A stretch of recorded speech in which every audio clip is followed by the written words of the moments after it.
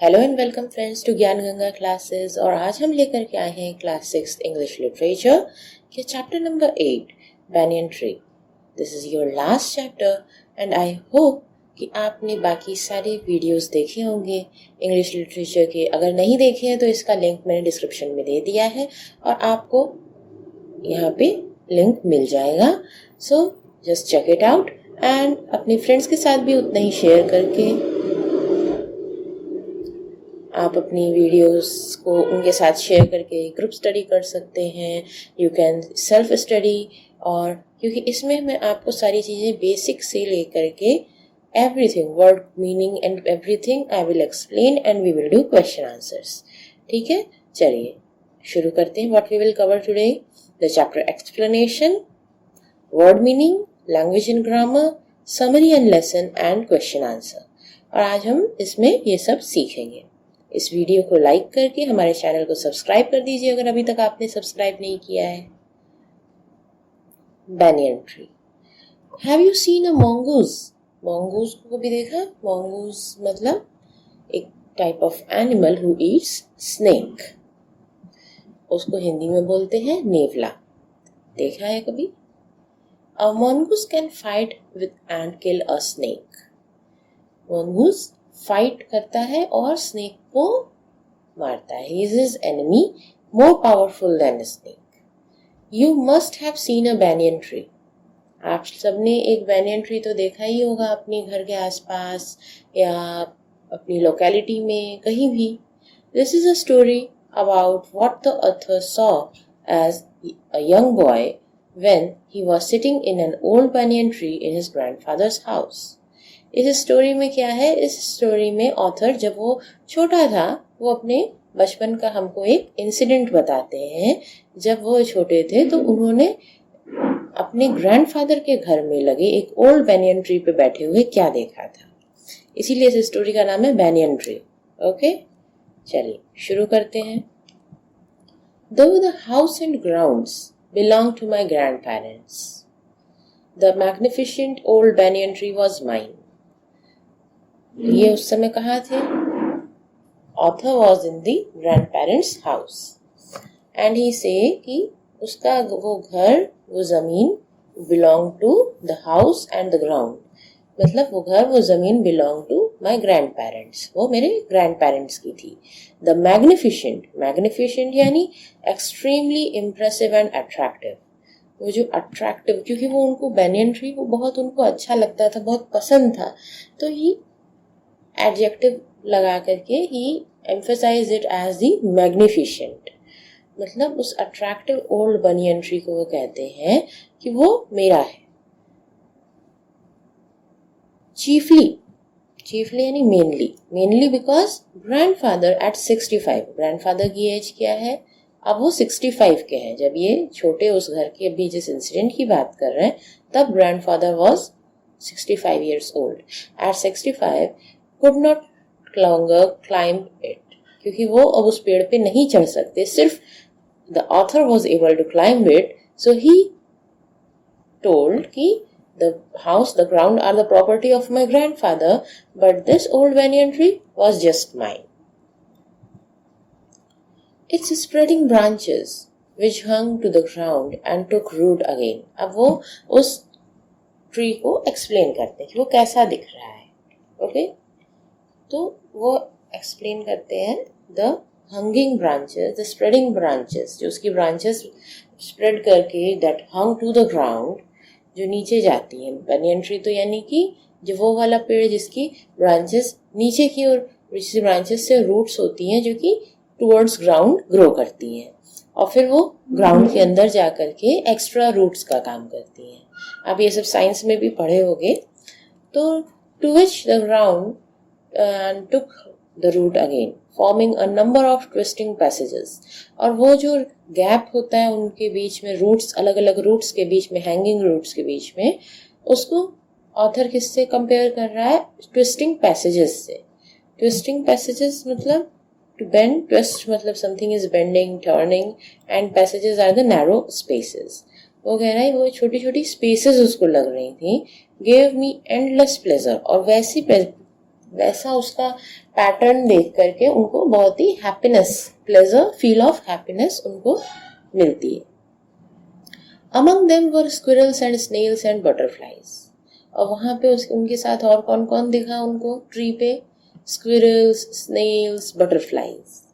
The tree was older than the house, older than grandfather, as old as Dehradun itself.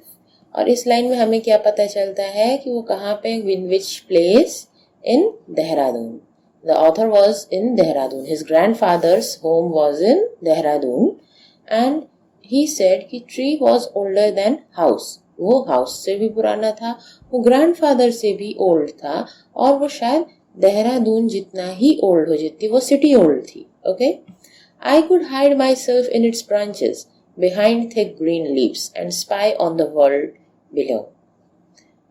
और वो इतना मतलब पेड़ जो था, वो tree was so much thick and so much full of leaves, green leaves, that he said, the author said कि I was able to hide in its branches. मैं उसकी branches में छिप जाता हूँ और मैं पत्तियों के पीछे से पूरे वर्ल्ड जो कि अपना उसके नीचे मतलब बिलो द ट्री जो हमको वहां से दिखता है, जितनी एरिया दिखती है, मैं उसको आराम से उस पर स्पाई कर सकता हूँ. स्पाई कर सकता हूँ मतलब उनको चुपचाप देख सकता हूँ, जिसको किसी को पता भी नहीं चलेगा कि मैं देख रहा हूँ, मैं छुप के देख सकता हूँ.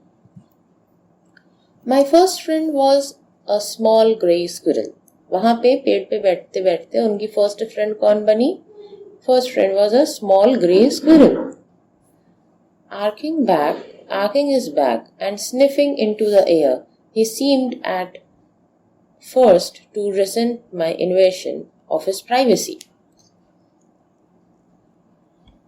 वो इनको देख करके थोड़ा अपने आप को बेंड करते हुए अपनी नोज से एयर में स्निफ किया. स्निफ यानी थोड़ा एक्शन ऑफ स्मेलिंग. तो उसको देख करके इनको क्या लगा? ही सीम्ड, मतलब इन्होंने देखा उसको तो ऐसा लगा कि at first he is resenting to the invasion of his privacy. Resenting मतलब फीलिंग एंग्री. उनको देख के लगा कि squirrel is feeling angry my invasion. Invasion is action of entering in a place where you are not wanted. अब वो पेड़ पे तो तुम तो जरूरत है नहीं, वहां तो स्क्विरल की जगह है, बटरफ्लाइज की, स्नेल्स की, तो उनकी प्राइवेसी में author was invading. Invading means gone there when he was not wanted. So at his invasion, the Squirrel was resenting. Squirrel was getting angry. ऐसा उनको feel हुआ. But when he found that I did not arm myself with catapult or air gun, he became friendly. लेकिन जब उनको क्या दिखा? जब Squirrel saw कि author was not having any arm, anything of any weapon. Okay? उसके पास कोई weapon नहीं था, जैसे कि कैटापल्ट. कैटापल्ट इज द गुलेल, जो वुडन का ऐसे वी शेप होता है, जिसमें बचपन में आप लोग किए होगी या किसी को करते हुए देखा होगा, जिसमें ऐसे स्ट्रिंग के साथ वो एक पत्थर या बॉल लेकर के just throw it. So that thing is the catapult, और एयर गन भी उसको कह सकते हैं. जब उसको दिखा कि he is not having anything harmful like that with himself when the squirrel saw it, so squirrel became friendly with the author.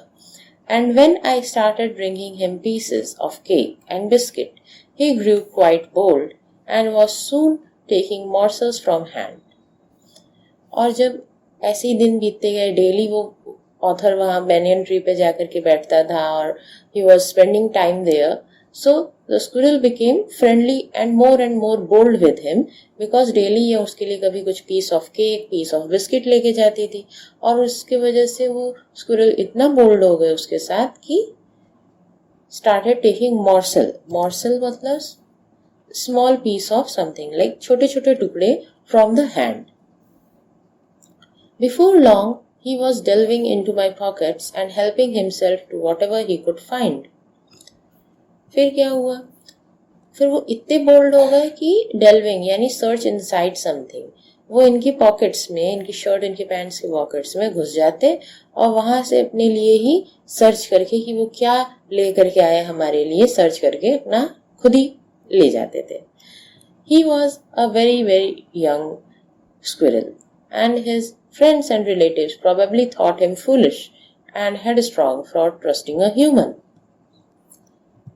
वो बहुत ही छोटी स्क्विरल थी जिसकी जो इनके फ्रेंड बना, तो उसके लिए उनको ऐसा लगता था कि उसके साथ जो और उसके साथी, उसके फ्रेंड्स, उसके रिलेटिव्स थे जो वहीं पे पेड़ पे रहते थे on that tree, was he thought, author thought कि they were might be thinking कि that squirrel, that young my friend squirrel is probably foolish. वो शायद foolish है, बेवकूफ है, या फिर headstrong यानी doing what you want without listening to the advice of others. और वो उसको मना करते थे कि भाई he is human, don't trust him. Still that squirrel was trusting the author as his friend. In the spring, when the banyan tree was full of small red figs, birds of all kinds would flock on its branches.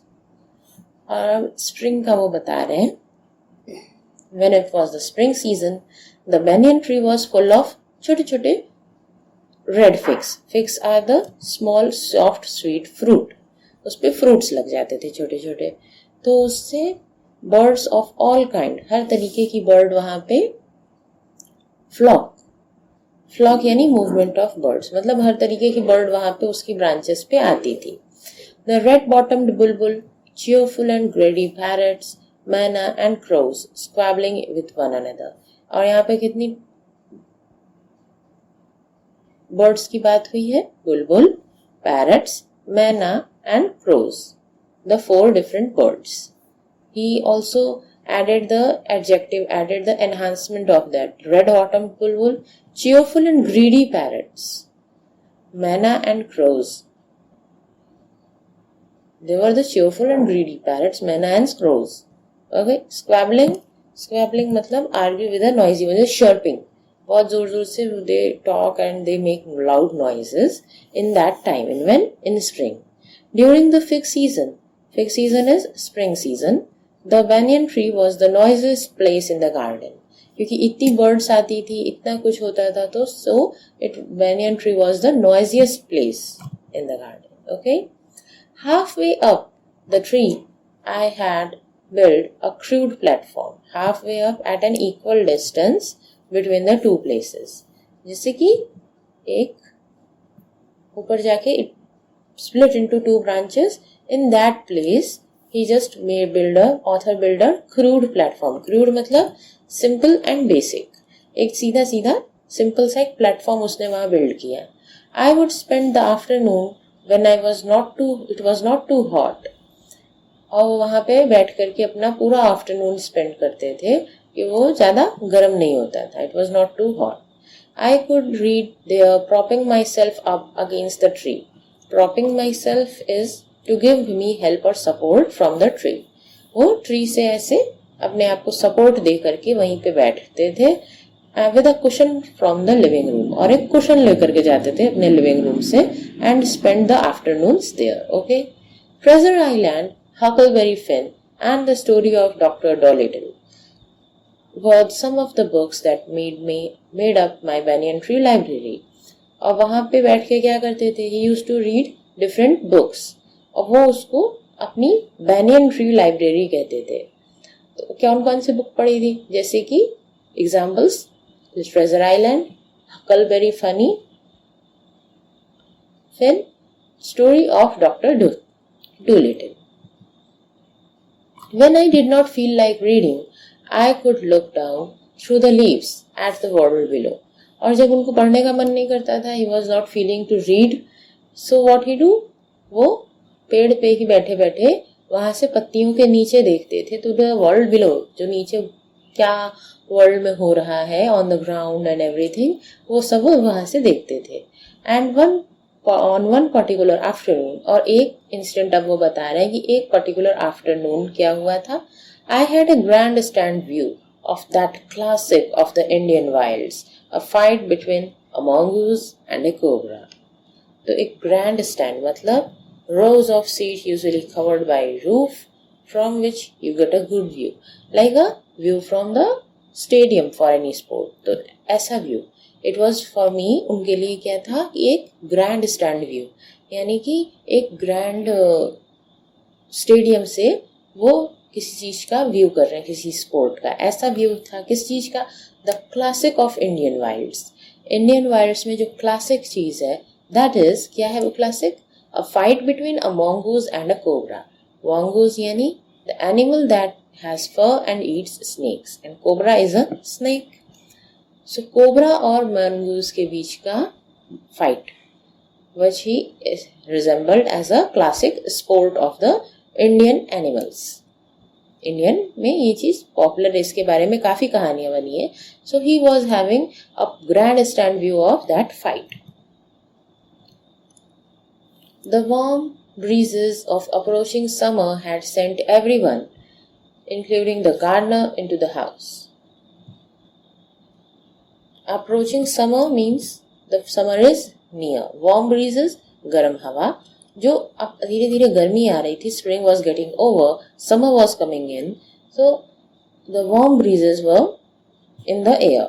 So that warm breezes से क्या हुआ कि the gardener और everyone, कोई भी जितने लोग थे author को छोड़ करके, everyone went into the house. There was only author outside there. I was feeling drowsy myself. Drowsy, not completely awake. उनको भी हल्की हल्की अब नींद आ रही थी. He was not completely awake, wondering if I should go to the pond and have a swim with Ramu and the buffaloes, when I saw a huge black cobra gliding out of a clump of cactus. और जब इन्होंने देखा कि एक बहुत बड़ा cobra gliding out मतलब moving smoothly out of the clump of cactus, a group of plants, group of cactus. वहाँ cactus लगे थे, cactus से ही वो कोबरा ग्लाइड करते हुए, स्मूथली मूव करते हुए बाहर आया. तब ये देख के उसको क्या सोच रहे थे कि मुझे यहाँ रुकना चाहिए, या either I should go to pond and have a swim with the buffaloes and Ramu. At the same time, a mongoose emerged from the bushes and went straight for the cobra. और उसी समय at that same time जब cobra बाहर आया from the bushes, mongoose भी बाहर आया और straight goes towards to the cobra. In a clearing beneath the banyan tree, in bright sunshine, they came face to face. और bright sunshine थी उस समय. beneath यानी under the banyan tree, in the bright sunshine, they is referring to the mongoose and cobra. The mongoose and cobra came face to face. आमने सामने आ गए. The cobra knew only too well that the grey mongoose, 3 feet long, was a superb fighter, clever and aggressive. Author cobra के through क्या कहते हैं कि cobra जानता था कि द ग्रे मॉन्गूज, मॉन्गूज का कलर क्या था वहां पे? ग्रे. द ग्रे मॉन्गूज कितने हाइट का था? 3 feet लॉन्ग. वो कैसा था? सुपर फाइटर, क्लेवर और एग्रेसिव. एग्रेसिव यानी ready to fight and argue. तो वो ऐसा था. बट द कोबरा टू, और कोबरा भी कैसा था? The author is saying the cobra, उसकी स्किल्स क्या थी? He was skilful and experienced fighter. वो कैसा था? वो स्किलफुल था, यानी have a good, being good at something, और एक्सपीरियंस भी थे, उसको फाइट का एक्सपीरियंस भी था. So he could move swiftly and strike with the speed of light. Swiftly यानी मूव क्विकली. कौन? The cobra could move quickly and strike with the speed of light. Sudden attack, do the sudden attack at the lightning speed. And sacs bit behind his long sharp fangs. Sacs, a hollow or bag or pouch, behind his long sharp fangs were full of deadly poison. उसकी टंग में उसके बहुत सारा poison था, deadly poison. It was to be the battle of champions. वो champions की battle कही जा सकती है, because cobra was also very skilful and experienced, and mongoose was also the super fighter, clever and aggressive. Hissing defiance. Hissing, the sound or voice of a snake that it makes. Defiance, only refusal to obey something. मतलब वो, he was showing the opposition to the snake was showing opposition to the snake, mongoose. His forked tongue darting in and darting out. Forked tongue, the shape of the tongue of the snake. It is in a two-forked kind of shape. And then darting in and out means moving very quickly and suddenly. वो उसको देख करके he was moving his tongue quickly and suddenly. और यहाँ पे टंग related है. आगे आपको स्टोरी में ये मूवमेंट से भी पता चलेगा कि someone is moving very quickly. That can be said in darting in. Okay. The cobra raised 3 of his 6 feet off to the ground and spread his broad spectacled hood. Cobra ने क्या किया उसको देखते हुए? He was hissing and then he just put his body, 6 feet की body में से 3 feet body उसने अपनी above the ground, he just raised it and spread his hood. Hood is the cover over his head, जिसको हिंदी में बोल सकते हो. उसने अपने फन फैला करके बैठ गया. The mongoose bushed his tail. mongoose ने वही क्या किया? mongoose ने अपनी टेल ऐसे ऐसे बुश की, अपनी टेल हिलाई. The long hair on his spine stood up. और अब उसके जो spine यानी bone on the back, his long hairs just stood up. Though the combatants मतलब the persons who are taking part in fighting, जो वो दो प्रतिद्वंद्वी जो वो फाइटिंग में पार्ट ले रहे थे, दोनों में क्या हुआ? Two are unaware of my presence in the tree. वहां मैं भी प्रेजेंट हूं ये वो नहीं जानते थे. Aware is knowing about, unaware is unknowingly, वो नहीं जानते थे. They were soon made aware of the arrival of the 2 other spectators. Aware, अब उनको किसके बारे में पता चल गया? उनको पता चला कि दो मेरे बारे में तो उनको पता नहीं चला, ऑथर ने कहा, लेकिन ऑथर के अलावा 2 और स्पेक्टेटर्स आए थे, उनके बारे में they both were knowing. One was myna and other was the crow, jungle crow. ये 2 बर्ड्स भी वहां पे आकर के इस फाइट के स्पेक्टेटर्स यानी कि दर्शक जो देख रहा है वो बन गए. They had seen these preparations for battle and had settled on the cactus to watch the outcome. वो वही कैक्टस के पास बैठ गए और वो वहां से देख रहे थे ये बैटल स्टार्ट होने वाली. There was the preparation. Okay. Had they been content only to watch, all would have been well with both of them.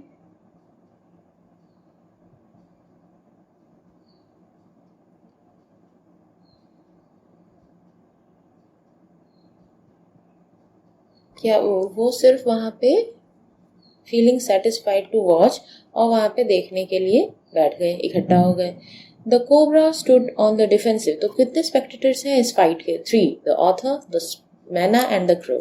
The cobra stood on the defensive, swing slowly from side to side, trying to mesmerise the goose into making a false move. अब fight का starting होता है. He is just explaining the things, how the things are getting started. The author is explaining it all the ways. So cobra क्या किया? Cobra stand and in a defensive way, अपने आप को बचाते हुए. And swing means move slowly from side to side. धीरे धीरे slowly वो साइड से साइड मूव करते हुए मॉन्गूस को मेस्मराइज करने की, मतलब holding his attention completely to make his fantasize about his presence, the cobra's presence. उसको वैसे करके making a false move. वो एक false move बना रहा था. But the mongoose knew the power of his opponent's glassy, unwinking eyes. Glassy means like a glass. Unwinking, that is not winking. It is watching it straight without winking of eyes. Mongoose was knowing his power of these glassy eyes. Okay, so he refused to meet them. तो वो उसकी eyes में नहीं देख रहा था, because he was a mongoose was very clever. Instead of, he fixed his gaze at the point just below the cobra's hood. उसकी जगह वो क्या किया? वो कोबरा के हुड पे नजर रखा हुआ था, just below, और without blinking his eyes, mongoose was gazing without looking steadily for a long time at his hood and opened the attack. Moving forward quickly until he was just with the cobra's reach, the mongoose made a pretended move to one side. Pretended means to behave in a particular way that as thought. जैसा snake was thinking, mongoose did that same pretended move, जैसे उसकी expected थी. Immediately the cobra struck. उसी समय cobra ने भी immediately at once without delay, तुरंत cobra ने भी क्या किया? Hit him. His great hood came down so swiftly that I thought nothing could have saved the mongoose. और ऑथर ने जब देखा तो उसको क्या लगा? अब तो mongoose गया. He cannot be saved. But the little fellow jumped neatly to one side. लेकिन mongoose आराम से अपने एक जगह से दूसरी जगह जंप कर गया. And darted in as swiftly as the cobra, biting the snake on the back and darting away again out of reach.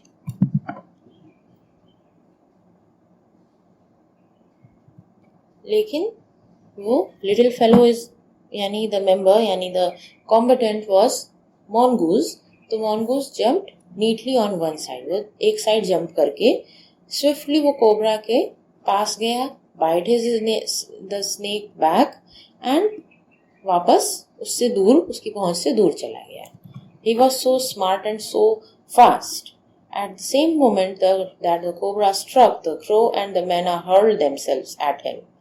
जैसे ही कोबरा struck किया, he was just hitting, crow and manna ने क्या किया? Hurled, यानी throw something with great force. अपने आप को cobra के ऊपर तेजी से वो दोनों जंप किए, only to collide heavily in midair. और क्या हुआ? They both crashed. They both hit into each other in the mid of the air. Shrieking insults at each other, they returned to the cactus plant. वो दोनों भी उस पे jump करने की कोशिश किए, the crow and manna, the other two spectators, but वो दोनों एक दूसरे से ही इतनी जल्दी में गए कि कोलाइड कर गए, that they hit each other in the midair. Shrieking means with a short and loud noise. वो दोनों एक दूसरे को, he just guessed that they are insulting each other and returned back to the cactus plant. और फिर वहां पे बैठ करके देखने लगे. अब उसने बाइट किया था mongoose ने कोबरा को, so a few drop of blood glistened to the cobra's back. Glisten means shine on the cobra's back. The cobra struck and missed. Cobra ने फिर struck किया, hit किया, but वो miss कर गया. Again the mongoose sprang aside. Sprang means jump aside. फिर से mongoose side में jump कर गया, फिर jump आया, फिर उसको काट लिया. He bit him again. And the birds dived at the snake. फिर से birds dived at the snake, bumped into each other instead and returned shrieking to the safety of the cactus. और अभी जो birds ने movement की, फिर से वही किया. They just bumped, they just jumped on the snake, but they hit each other in the midair and then they returned back safely to the cactus. The third round followed. He's just saying कि ये round wise हो रहा है. 2 rounds में अभी तक mongoose was winning, and then third round they followed the same course as the first, but with one dramatic difference. Third round भी क्या हुआ? Mongoose again came back, bite the snake, again gone far from him. But एक कुछ difference हुआ. क्या difference हुआ? The crow and manna, still determined to take part in the proceeding, dived at the cobra. फिर से जब वो उसको हिट करके भागा, बाइट करके, देन क्रो और मैना ने फिर से उसके ऊपर डाइव करने की कोशिश की at cobra, but this time they missed each other as well as they missed their mark. इस बार न वो खुद से भिड़े, लेकिन वो कोबरा से भी नहीं भिड़े. The myna flew on and reached its perch. Perch means sit on the branch. मैना फ्लू करके ब्रांच पे चली गई, but the crow tried to pull up in the mid air and turn back. In the second that it took the bird to do this, the cobra whipped his head back and struck with great force. Crow, मैना तो branch पे जाकर के बैठ गई, but crow फिर से mid air में अपने आप को वापस रोका, वापस पलटा और कोबरा की तरफ गया, और कोबरा भी उसी समय अपने हेड को बैक करके he just tried to hit. This time he hit the snot. Snot means the nose of the certain animals.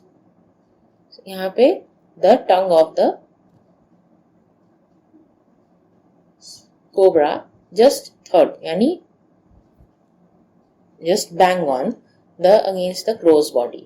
वो उसकी बॉडी में, क्रोज की बॉडी में जाकर के लग गई. इसकी वजह से क्या हुआ?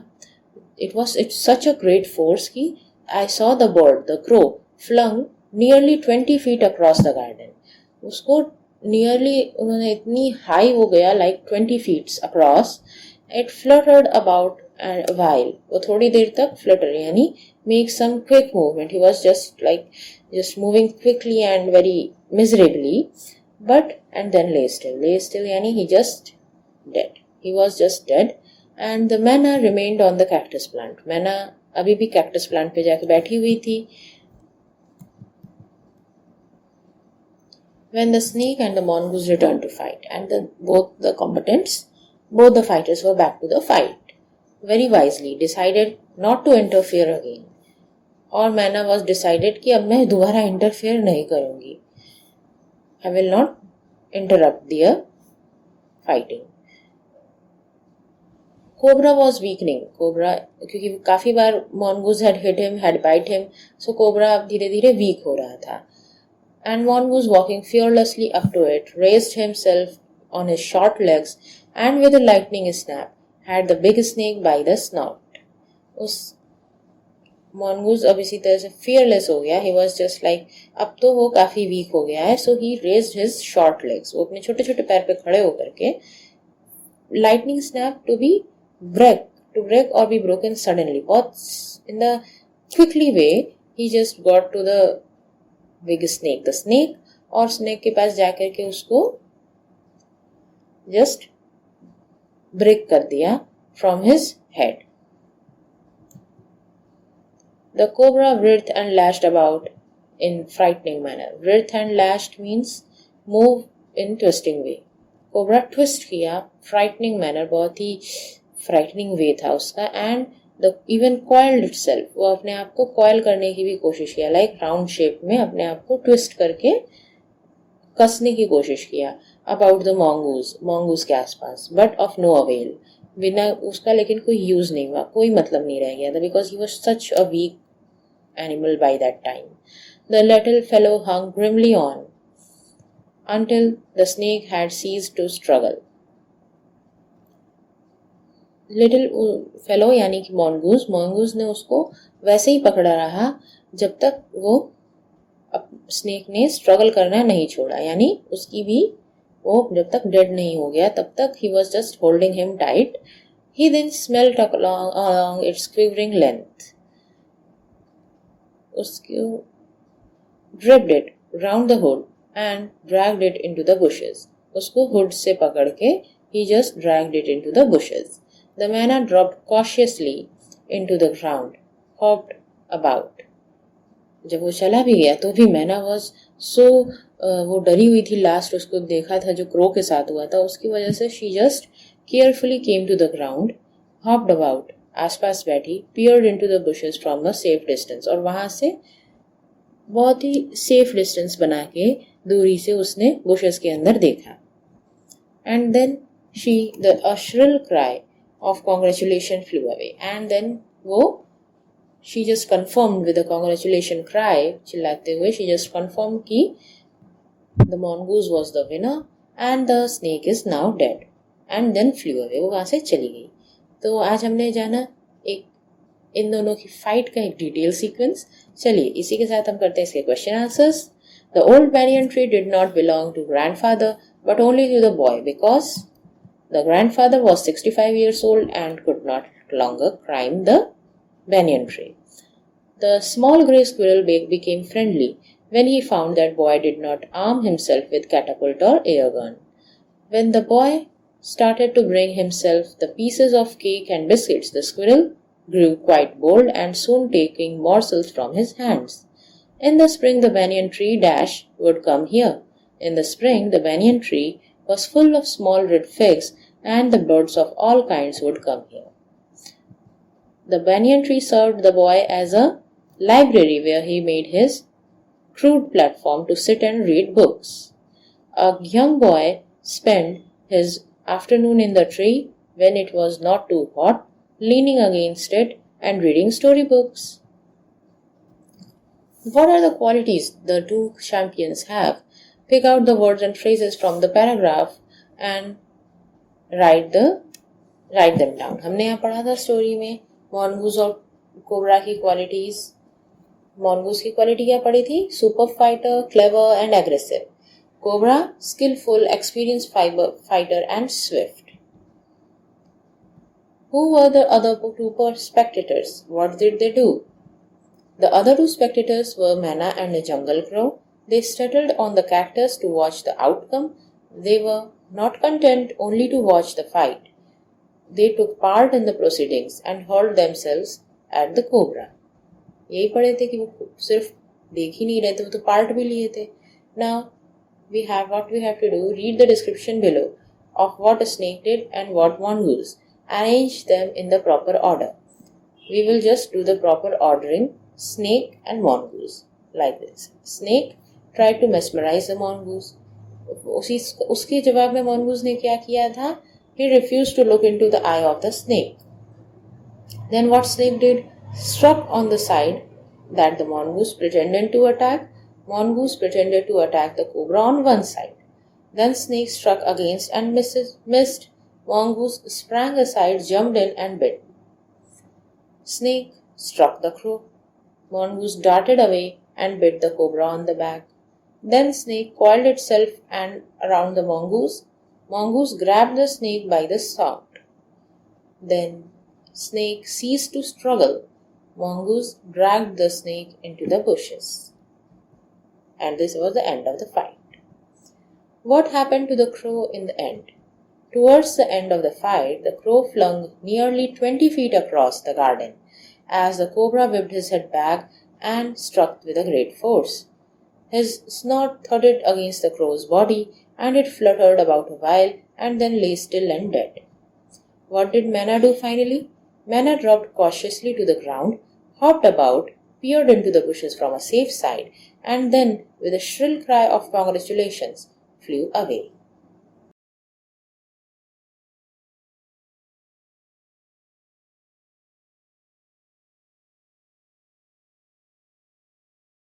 इसी के साथ ही हमारा आज का ये चैप्टर एंड होता है. हमने इसकी क्वेश्चन आंसर, इसकी वर्ड मीनिंग, इस चैप्टर को फुल्ली एक्सप्लेनेशन के साथ समझा. आई होप आपको पसंद आया होगा, और अगर ऐसा है तो हमारे चैनल को सब्सक्राइब और बेल आइकन दबा दीजिए ताकि ऐसी ही वीडियोस आपको आगे मिस ना हो. और अपने फ्रेंड्स के साथ भी ज़्यादा से ज़्यादा शेयर कीजिए so that they learn something new, something creative every day. I come up with new videos, so make sure you watch again.